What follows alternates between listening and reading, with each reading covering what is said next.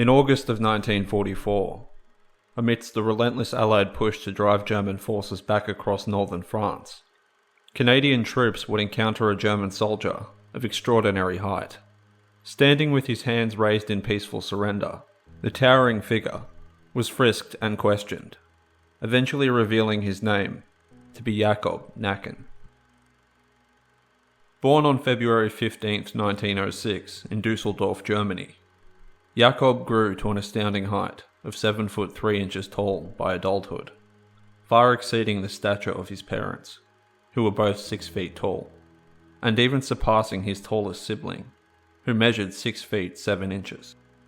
Growing up in a time of great economic hardship, following Germany's defeat in the First World War, employment opportunities were scarce, leading Jakob to use his exceptional height to his advantage by obtaining work in the German travelling circus, where he would soon become widely known under his stage names, Giant of the Rhineland and Uranus.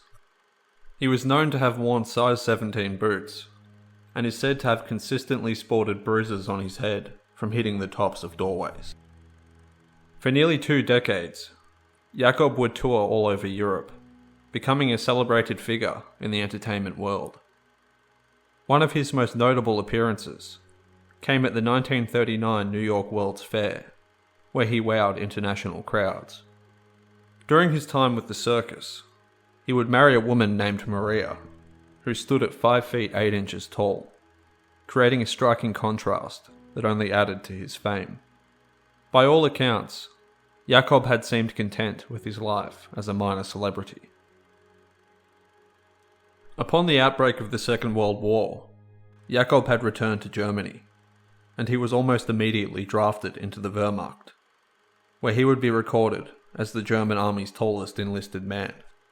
Having been 34 years old at the time, he was not considered suitable for frontline service in the infantry, and was instead assigned to an anti-tank crew, where he would spend much of the war on garrison duty.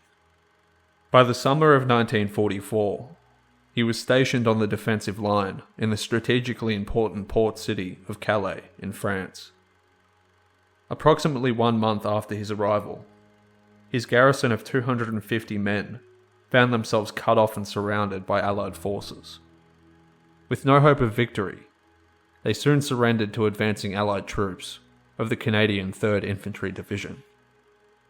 Jakob's surrender had created quite the spectacle for the Canadians, who began snapping photographs to document the event. In one such image, Jakob is pictured with a Canadian corporal named Eldon Bob Roberts, who would later have this to say about the encounter. "I didn't take a lot of notice of the guy at the time. I just passed the prisoners on one after the other after searching them. But my mates who were watching the rest of the men saw this giant guy approach me, and I was aware that they and the Germans were having a good laugh."